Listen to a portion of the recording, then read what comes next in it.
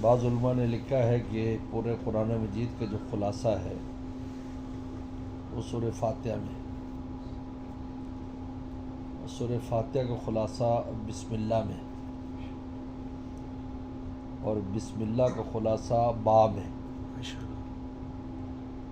با جو ہے نا جی، یہ عربی زبان میں الصاق کے لیے آتا ہے کہ ایک چیز دوسری چیز سے چمٹ جائے، اس کو الصاق کہتے ہیں کہ ایک چیز دوسری چیز سے چمٹ جائے، اس کو الصاق کہتے ہیں۔ الباء للالصاق ہے، ہماری کتابوں میں لکھا ہے، چمٹ جانا۔ ایک ہوتا ہے صرف ساتھ لگنا، ایک ہوتا ہے کس چیز کو چمٹ جائے انسان، اس کو الصاق کہتے ہیں۔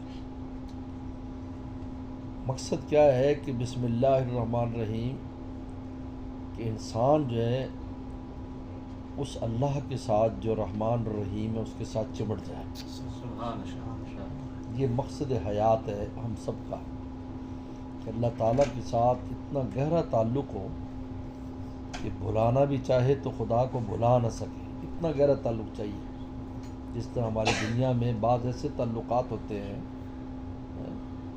کہ ہم اگر ان کو بھلانا بھی چاہتے ہیں زندگی بھر اس کو بھلا نہیں پاتے۔ چنانچہ ہم دیکھتے ہیں کہ ان کی بعض اولادیں فوت ہوئیں، حالانکہ اس کی اور اولادیں بہت ہیں، لیکن وہ اس کو نہیں بھول پاتے۔ زندگی بھر ان کے قلب میں ایک اس کا قلق دوری کا رہتا ہے۔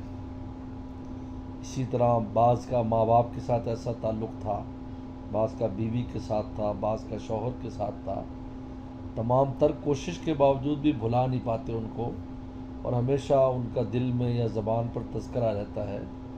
تو یہاں بھی مقصود حیات اللہ کی ذات کے ساتھ ایسا چمٹنا ہے کہ کسی لمحہ بھی ہمیں اللہ نہ بھولے، یہ مقصود حیات ہے۔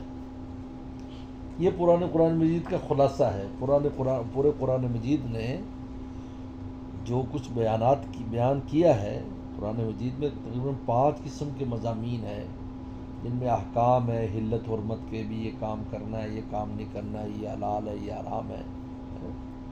یا قرآن مجید میں عقائد کا بیان ہے کہ شرک نہیں کرنا، اللہ کو ماننا ہے، رسول اللہ صلی اللہ علیہ وسلم کو ماننا ہے، کتاب اور ان سب پر تم نے عقیدہ رکھنا ہے۔ یہ عقائد کا بیان قرآن مجید میں ہے۔ اس طرح قرآن مجید میں انبیاء صلی اللہ علیہ وسلم کے واقعات کا بیان ہے، انبیاء صلی اللہ علیہ وسلم کے جو واقعات ہیں ان کا بیان ہے کہ انبیاء صلی اللہ علیہ وسلم نے کس طریقے پر اللہ کی توحید اور اعمال کو مخلوق کے اندر روایت دینے کے لیے محنتیں کی ہیں۔ ان میں کفار کا بیان ہے کہ کس طرح کفار اور اللہ کے مخالف قوموں پر کیسے عذاب آئے، یہ اس کا بیان ہے۔ اور 5واں اور قسم قصص اور واقعات جو ہیں ان کا بیان ہے۔ قرآن مجید میں عبرت کی باتیں اس میں ہیں۔ ان سب کا خلاصہ یہی ہے کہ بندہ اللہ کا ہو جائے، بندہ اللہ بھائی یہ ہے۔ اور اس کے لیے یعنی اگر کلمات میں دیکھا جائے تو سب سے زیادہ کلمہ طیبہ اس کے لیے سب سے زیادہ مفید ہے، کیونکہ لا الہ الا اللہ جب انسان کہتا ہے تو ہر غیر اس کے دل سے نکلتا ہے اور اللہ رہ جاتا ہے۔ حضرت تھانوی رحمۃ فرماتے ہیں کہ دنیا میں 2 ہی چیزیں، یا اللہ ہے یا غیر اللہ ہے۔ اگر غیر اللہ نہیں ہے تو پھر اللہ ہی اللہ ہے، اور اگر غیر اللہ ہے تو پھر اللہ نہیں ہے۔ یہ یاد رکھیں، غیر اللہ کے ساتھ کوئی بھی آپ کا ایسا تعلق ہے کسی درجے کا جو اللہ تعالیٰ کے تعلق میں آڑ ہے، یاد رکھو، یہ سمجھو اس کو۔ تعلق تو غیر اللہ سے تو ہم سب کا ہے، لیکن وہ غیر اللہ نہیں کہلاتا اگر اللہ کے تعلق میں آڑ نہیں۔ آپ کا بیوی سے تعلق ہے، بچوں سے تعلق ہے، مرشد سے تعلق ہے، استاد سے تعلق ہے، کاروباری دوستوں سے تعلق ہے، رشتہ داروں سے تعلق ہے، اگر وہ تعلق اللہ کے تعلق میں آڑ نہیں ہے اور دوری کا ذریعہ نہیں ہے تو یہ پھر سب اللہ تعالیٰ کے تعلق کے کھاتے میں شمار ہوتا ہے۔ یہ کتنی بڑی نعمت ہے یہ۔ اگر آپ اب بیوی بچوں سے محبت کرتے ہیں تو اللہ تعالیٰ خوش ہوتے ہیں، آپ دوستوں سے محبت کرتے ہیں اللہ تعالیٰ خوش ہوتے ہیں، آپ عزیز و اقارب سے محبت کرتے اللہ تعالیٰ خوش ہوتے ہیں، اس لیے کہ وہ یہ اسی اللہ تعالیٰ تو یہ سب میرے کھاتے میں، اس لیے حدیث شریف میں کتنی پیاری بات فرمائی کہ الدنیا ملعونہ ملعون ما فیہا، دنیا میں لعنت ہے، اللہ کی رحمت سے دور ہے، اور اس کے اندر جتنی چیزیں سب رحمت سے دور ہیں، الا ذکر اللہ، ایک اللہ کا نام، وما والہ، اور ہر وہ چیز جو اس نام لینے میں معاون ہے، ماشاءاللہ، وہ میرے کپڑے ہوں، میرے جوتے ہوں، میری ٹوپی ہو، میرا بستر ہو، میرا گھر ہو، میری بیوی ہو، میرا اولاد ہو، میرے عزیز و اقارب ہوں، میرے استاد ہوں، میرے شاگرد، یہ سب وما والہ میں اللہ نے ایک لفظ کہہ کر ایسا رسول اللہ نے لفظ بیان فرمایا کہ سب کو شامل کر کے سب اس میں شامل ہو گئے، سبحان اللہ، ماشاءاللہ، لہذا کوئی فکر کی بات نہیں ہے۔ لیکن اگر کوئی ادنا سا تعلق ہے، چھوٹا سا تعلق ہے، لیکن وہ اللہ کے تعلق میں آڑ ہے، یہ غیر اللہ ہے۔ اس لیے یاد رکھو، یہ نہیں ہو سکتا کہ ایک آدمی کے پاس دنیا کی سلطنت ہو لیکن وہ اللہ کے تعلق میں آڑ نہ ہو تو اس کے لیے مضر نہیں۔ چنانچہ سلمان صلاۃ والسلام جو تھے وہ بادشاہ بھی تھے اور اللہ کے نبی بھی تھے، نبی سے بڑھ کر کس کا اللہ سے تعلق ہوتا ہے؟ داؤد السلام تھے، اور ایک آدمی غریب ہے، اتنا غریب ہے کہ اس کی روٹی پوری نہیں ہوتی ہے، لیکن غیر اللہ پر فدا ہے،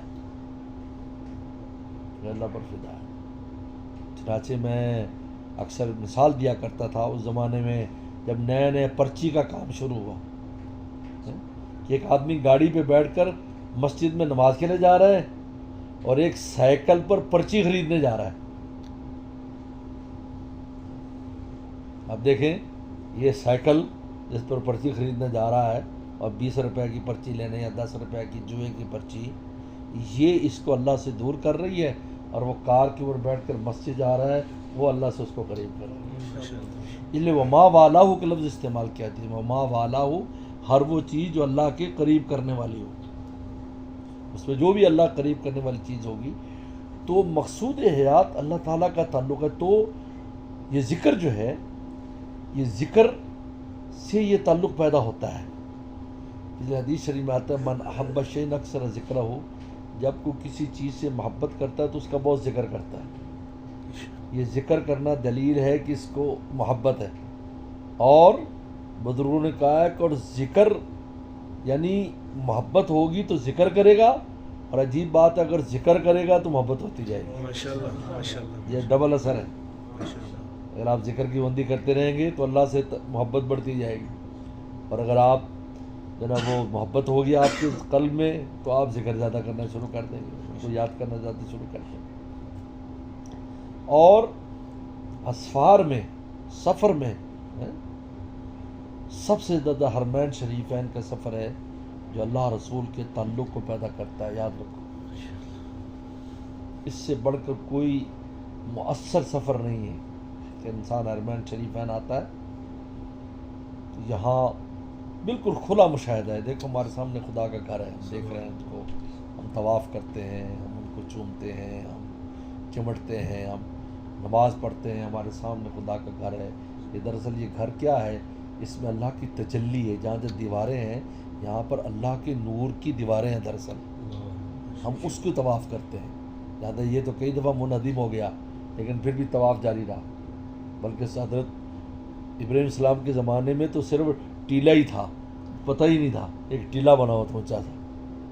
تو جب یہ دوبارہ تعمیر ہوا، جو ابراہیم السلام کی یہ جو تعمیر ابراہیم السلام کی تعمیر ہے، تو جبریل السلام آئے اور ایسے پر مار کر بنیادیں نکالی، تو حدیث شریف میں آتا ہے کہ اونٹ جتنے اس کے جو ہے نا پتھر تھے، اونٹ جتنے بڑے جو بنیاد میں تھے، جس پر یہ چھوٹے پتھر لگائے گئے، تو اس سے پتہ چلا کہ وہ فرشتوں نے ان کو چونکہ سب سے پہلے تعمیر کیا ہے، تو وہ فرشتے اتنے بڑے بڑے پتھر بنیاد میں رکھے گئے اس کی، اور پھر جو اوپر ابراہیم السلام نے، اسماعیل السلام نے گھر کو تعمیر کیا اور یہ گھر بن گیا۔ تو اصل میں نور کی دیواریں ہیں جہاں پر یہ بنایا جاتا ہے، جہاں پر یہ بنا ہوا ہے، یہ نور کی دیواریں۔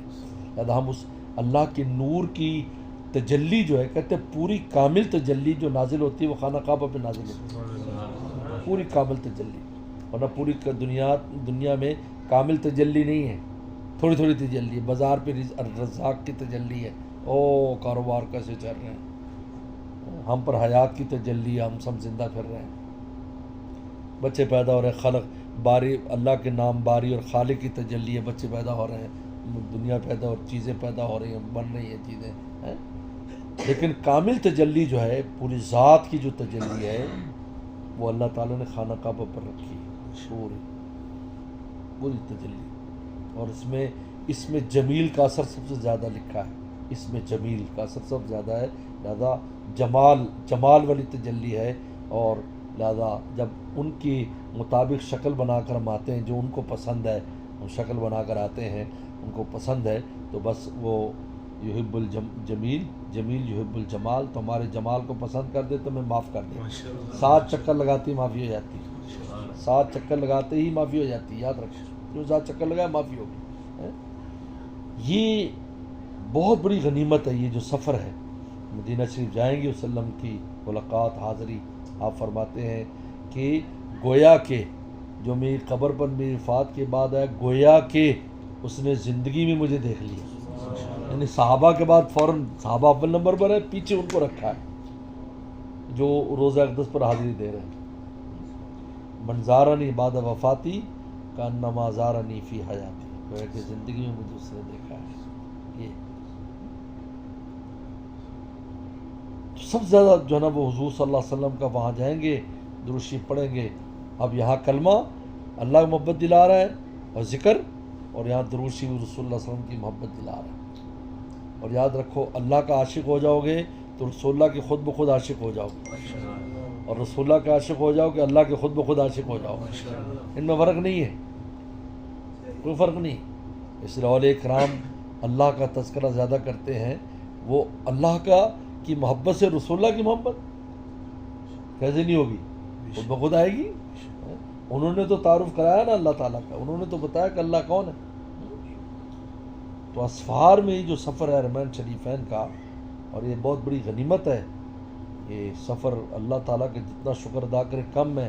آئندہ پر نہ ڈالیں بھی آئندہ دیکھیں گے، آئندہ یوں کریں گے، آئندہ یوں نہیں، اب ہے، اب کر لو جو کرنا ہے، آئندہ کا کیا پتہ، آنا کوئی آسان کام ہے، کوئی آسان کام نہیں ہے۔ اب اللہ لے آئے ہیں تو اس کی قیمتی بناؤ، اور اللہ سے اللہ کا تعلق مانگو۔ حاجی امداد اللہ مہاجر مکی رحمۃ اللہ علیہ تشریف لائے تھے، تو آنے کے بعد خانہ کعبہ پر جب پہلی نظر پڑی تھی تو یہ شعر پڑا تھا، کوئی تجھ سے کچھ کوئی کچھ مانگتا ہے، الہی میں تجھ سے طلبگار پیرا۔ آپ چاہیے، مجھے آپ چاہیے، بس آپ مل جاؤ، کچھ نہیں چاہیے۔ لہذا اللہ نے آج تک ان کا سلسلہ زندہ ہے، ان کے تذکرے زندہ ہیں۔ تو اسفار میں یہ جو سفر ہے حرمین شریفین کا، یہ تعلق جو الہی تعلق مع اللہ اور عشق رسول پیدا کرنے میں اس سے اونچا کوئی سفر نہیں ہے۔ لہٰذا اس کو مطمع نظر بنائیں، اس کو مطمع نظر، اور کسی کو بھی حقارت کی نگاہ سے نہ دیکھیں، اس لیے کہ پتہ نہیں یہاں جا کر وہ کہاں سے کس مقام پر پہنچ جائے، ہمیں کیا پتہ، آج کچھ ہے کل کچھ ہو جائے، ہم کیا کہہ سکتے ہیں۔ یہاں سے کوئی ایسی چوٹ کھا کے جائے کہ آدمی حیران ہو جائے کہ یار اس کو کیا ہو گیا بھائی، یہ کیسا تھا اور کیسا ہو گیا ہے، ویسے کیسے ہو گئے۔ اللہ تعالیٰ کا کچھ مشکل ہے، لائے جو یہاں پر ہے کچھ نہ کچھ تو دیں گے، ورنہ اندر تو سب کی چنگاری لگ جاتی ہے، یاد رکھو، ظاہری پر نہ ہو لیکن اندر چنگاری لگ جاتی ہے۔ لہٰذا ہم کیا سمجھ سکتے ہیں، کسی کو کہہ سکتے ہیں، اس لیے کسی کو ایسی نگاہ سے نہ دیکھیں، اپنی نگاہ کی بھی حفاظت کرے، دل کی بھی حفاظت کرے، مگر پھر جا کر یہاں وہ چیز ملتی جو مقصود ہے یہاں پر لانے کا، تو اللہ تعالیٰ جس کے لیے لے کر آئے ہیں۔ اور اللہ والوں کی صحبت سے اللہ تعالیٰ کا تعلق ملتا ہے، تعلق والوں سے تعلق ملتا ہے، تعلق والوں سے کونوا مع الصادقین، کے سچوں کے ساتھ رہو، سب سے مؤثر ہے۔ اس لیے اللہ تعالیٰ نے یعنی کتنا بڑا احسان ہے، اب یہاں تو ہر آدمی نہیں آ سکتا، تو اللہ والے ہر جگہ پیدا کر دیے، بھائی تم وہاں ہم تک نہیں آ سکتے، تو جو ہمارے ہیں ان تک پہنچ جاؤ، تم پھر آگے خود ہی آ جاؤ گے، تم پہنچ جاؤ گے۔ اس لیے مولانا جلال الدین رومی رحمہ اللہ نے قصہ لکھا ہے نا کہ ایک چونٹی نے کہا کہ مجھے اللہ تک پہنچنا ہے، مجھے خانہ کعبہ پہنچنا ہے۔ انہوں نے کہا تو کیسے پہنچ سکتی ہے؟ سب نے کہا تو پہنچ سکتی، جب چلے گی پتہ نہیں کب پہنچے گی۔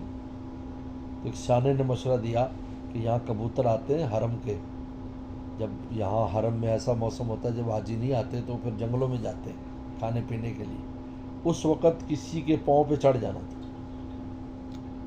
تو وہ انتظار میں رہی. جب وہ موسم آیا تو پھر وہ کبوتر دانہ چننے آئے تو ایک کے پاؤں پکڑ لیے, پاؤں پہ چڑھ گئی. وہ جو پھر کر کے اڑا تو خانہ کعبہ میں اس کی آنکھ کھلی آ کر, ٹائم ہی نہیں لگا.